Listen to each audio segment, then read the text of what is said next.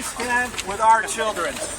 I'm here to stand with you because for too long, that roundhouse has spent more time focusing on corporate tax cuts than putting money in our pockets. I'm here to stand with you because I believe in the Santa Fe you believe in. That if we have an educational system that creates a pathway up rather than a pathway out for our kids, we're better off as a community. But to do that, we need to fully fund your classrooms. We need to make sure you're fairly compensated. And if I get the chance to be mayor of this town, I will do what I did for 3.5 years as chairman of the state Democratic Party. I will stand by your side, I will fight your fight, and I will make sure that the children in our classroom are safe, protected, and they have teachers that are compensated well for the services they're providing. And so, on behalf of Santa Fe, I want to say that we're all ready to join you in this fight. We're ready to make sure that that state capitol hears your pleas. And so I'm going to ask you one more time, are you ready for this fight? Yes! Take it to the roundhouse? Yes! Let's go, teachers!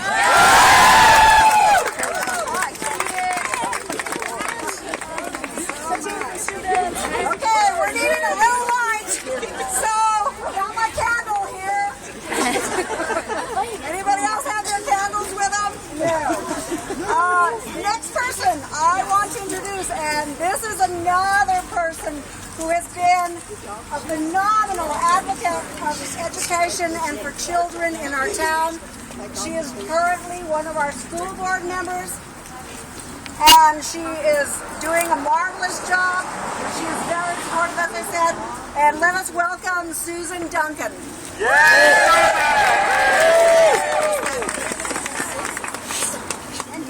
Okay, can you hear me? Okay, I'm not going to talk long because it is cold and wet and getting dark. But I just wanted to come out and thank all of you for coming out in this dreary evening. It really shows your commitment to continue the fight, and that's what you need to do, is to continue to fight. I was a classroom teacher for many years back before teaching was driven by test scores, and we had much more creativity and freedom to teach how we knew we needed to teach to reach the kids, and not be driven by, generic standard curriculum and standardized tests. And we really need to fight that. We need to fight the unfair evaluation system. And the main thing we need to do is get more funding for education in New Mexico. So I want to just ditto what our legislators have said, that we really need to put the pressure on this government to sufficiently fund education in New Mexico, and that means using some of that money in the permanent fund. New Mexico, being one of the poorest states in the country, has the second largest permanent fund in the country, only second to Alaska. I mean, how much sense does that make? That, we have the highest levels of poverty, and we're just sitting on all this money. That is an enormous amount of money for a state the size of New Mexico. And so, lobby for more funding for education, and keep up the fight, and thank you for the hard work you do every single day. We are talking really brave hearts for being out here. We probably won't do this for too much longer. Todd Hansen is one of our wonderful, wonderful music teachers. He's from E.J. Martinez. He's going to sing a few bars now. He has a nice speech for us. Go, Todd! All right, I haven't done this before, so I'm a little nervous. But I want to talk with you about something. I have a three-letter word that I want to talk about today. A three-letter word that should be at the forefront of all of our minds. A three-letter word that is barely part of our subconscious most days, especially recently. We seem to be walking around with a target on our back, muttering words like data collection, assessment growth measures, Common Core state standards, measurable objectives, and teaching domains. These aforementioned words really aren't new. They are just shiny new labels given and driven down our throats, imposed by ill-thought-out legislation. Are you curious about my three-letter word? Yeah. No, it's not an acronym. It's not SBA. It's not PED. And it's not SAT. I recall over 30 years ago when I began working in public schools, I was eager and ready each day with a smile on my face and the utmost joy at seeing my students. Joy of teaching, joy of seeing my students excited about learning was what drove my desire to become a teacher and to stay there for 31 years. I have held several roles in my career in public education. I've been a classroom teacher. I've been an elementary school principal. I've been a music specialist. Each of these have held challenges for me personally, but I always manage to find joy every day. Joy has kept me here all these years. Joy fills my heart when I think about those good old days when we were given freedom to deliver instruction in the way we as professionals were trained. Yes, trained, and yes, treated as professionals. During the past 3 years, we have not had that luxury or that peace of mind. Now we are required to listen to mandates and dictums of many who have never set foot in a classroom. We are required to, or we are deemed minimally effective. Now is the time, New Mexico. Now is the time to take back our classrooms. We know what is best for our children. Yes, We know what is best for our community schools. We need to breathe life back into our classrooms. Where'd that life go? We need to bring back joy into our instruction and into the learning process. The current one-size-fits-all reform process is not good for our children. We know full well that children do not learn at the same rate of speed, or do they learn in the same way. Yet our higher-ups are not getting this picture. We need to help them see this. We have all the research we need sitting in our classrooms every day. I challenge all of you here today, whether you are a teacher, a classroom aide, bus driver, cafeteria worker, administrator, parent, neighbor, or friend of education, to remain steadfast in the work that we have to do to elicit appropriate change to our current proposed educational policy. I want to end with a quote by Albert Einstein. Hang on. Pages are stuck together. And the quote is this: "It is the supreme art of the teacher to awaken joy in creative expression and knowledge." So I say to all of you here today, let's bring joy back. Thank you.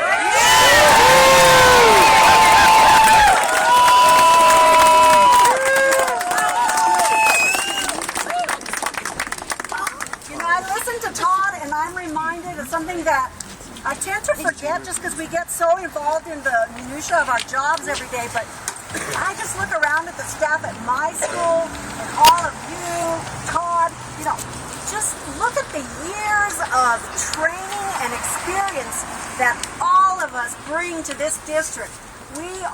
We bring a wealth of that to our students. Our students are very lucky, and we are very lucky to have these wonderful kids like are represented here in front, braving the road with us. And so when we have to sit through, quote, training about how to rat on our fellow teachers like some of us were trained yesterday, it's a really difficult thing to sit through. But let's move on, and we have another board member here. We are so rich in supporters. Glenn Weichel, if you would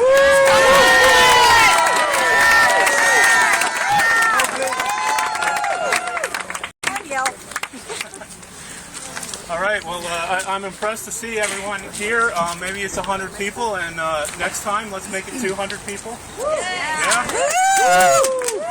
So as a board member, I guess I have the joy of reading through the text that our legislators put together, and we were recently reviewing the alternative requirements to graduate for the few kids that have trouble with the SBA test. And if you look into the text that our legislators passed, you'll find a couple lines in there that says, essentially, well, we'll take a lot of different alternative criteria, but we will not take the judgment of a teacher that this student is ready to graduate. We will not allow teacher grades as a qualification to graduate from high school.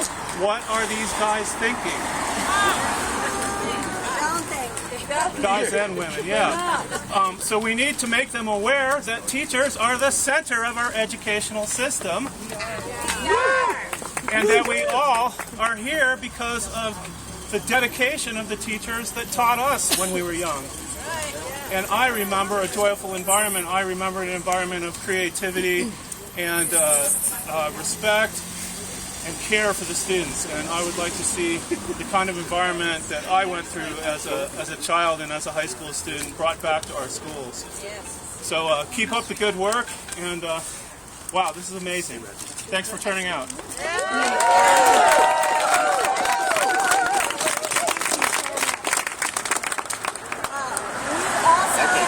Visitors from out of town who came to support us. Lucille Orvine, I wonder if you would like to say a few words. Where are you, Lucille? Oh, she left! Terry, I would like for you to come up if you would like to say a few words. Would you like to come up?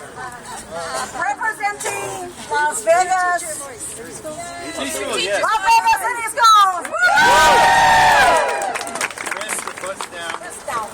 Press down the button. Can you hear me? Oh, good. Thanks, Bernice. It is very encouraging. There might be 200 people here. And I would hope that we see some of this in the local TV news and the Albuquerque Journal. They don't seem to be covering what's happening around here. You know, we know what our problem is. Our problem is the Hannah and Scanna, you know, and 20,000 teachers in the state of New Mexico. How many of those 20,000 teachers mistakenly voted for this administration? How do we get the 20,000 teachers and their families to get this person out of office? I'm very impressed by Morales.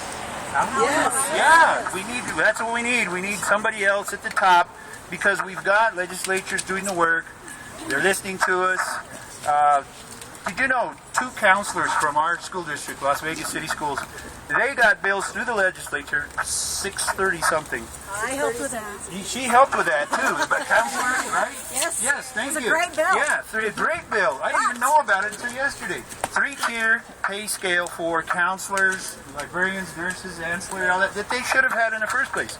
Makes it through the Senate. Makes it through the House. Guess what happened? Anybody? Veto. So, you know, that's the real work we got to do. That's what we need to put an end to. Is that good enough for you? That is great. Okay, let's see. There's just a few things I want to get out here too. Just a few points to address that are thrown at us. The fact that we are afraid of testing, we're afraid of being evaluated. It is such an insulting statement to make about us, because basically we are the ones who invented educational testing. You know, the purpose of testing, and this is something that PED and Florida are not understanding, is the purpose of testing is to assess where our students are, and from there we teach to bring them up to higher levels. That's it. That's the purpose, right? Okay, I think there's a lesson in that we need to provide a little bit more for the PED. Let's see. And let's talk about how we are being assessed by the test scores of the students. Okay, if you go to a dentist, okay, a dentist is judged by how well she or he performs the dental skills, how well they fill the tooth, they put a crown in, etc. Now, if a person goes home, doesn't brush his teeth, doesn't have toothpaste perhaps, and some of the teeth get cavities after a while, do we take the money back from that dentist? No. Do we say he's a terrible dentist? No. We just say, the patient needs a lot more work, and so we bring the patient back in, and the dentist works with them. If we have a heart surgeon who does an amazing job of surgery, he performs this art and science, which he has learned, kind of like teaching. Yes, he performs this, does a heart surgery, the patient comes out, wonderful, is doing well, and then maybe has a setback. Maybe doesn't keep up with exercise and diet and has to, again, go in for kind of a tune-up, if you will. Does that mean that that surgeon did not do his or her job? No. And the last suggestion that I have here is a legislator, maybe a governor, Let's say they pass a law or they sign a law, and maybe it's a drunk driving law, right? Okay, we judge them by the laws they pass, by the policies they support. If they pass a law and somebody goes out and breaks that, do we say that they didn't do their job well? No, we do not.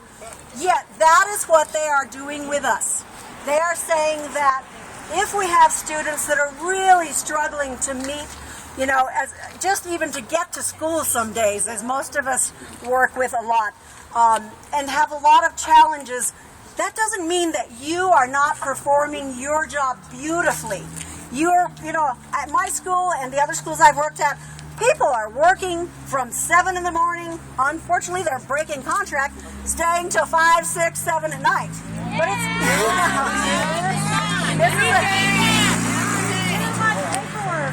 it's way too much paperwork. And if it were prepping for a class and prepping to be creative, etc., then there wouldn't be a problem. But when we're just filling out paperwork that's mandated because it needs to be turned into the PED, that's a whole other matter.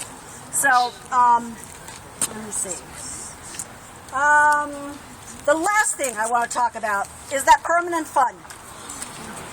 I have been talking about this for years, and our legislators feel that $18 billion is coming right out of their own pockets. It's $18 billion that our forebears, when New Mexico became a state, this money was put into, land was put into a trust, and it's there specifically for education and other health needs for our citizens. Well, the fund has grown and grown, and it's the only thing constitutionally that we can do is use a percentage of the interest. That percentage of interest of 18 billion is that, 30, 40, 50, 100 million, whatever it is that they do fund education with. But my thing that I've been working on is, they need to up that a little bit. Take out $1 billion and shore up our programs. They keep saying it's for the future. Well, you know what? This child right here is our future. Yes. All the children that we work with, they're our future. They'll never be in 3rd, 4th, 5th grade again. This is what they need now. We need to pay teachers and all other educators, bus drivers, nutrition workers, secretaries, paraprofessionals. We need to pay everybody so that we can live in this city. So I'm going to let us go home in a little while. If anybody really has to say something, then you're welcome to come up here and say it. Let me hold on one second. Water.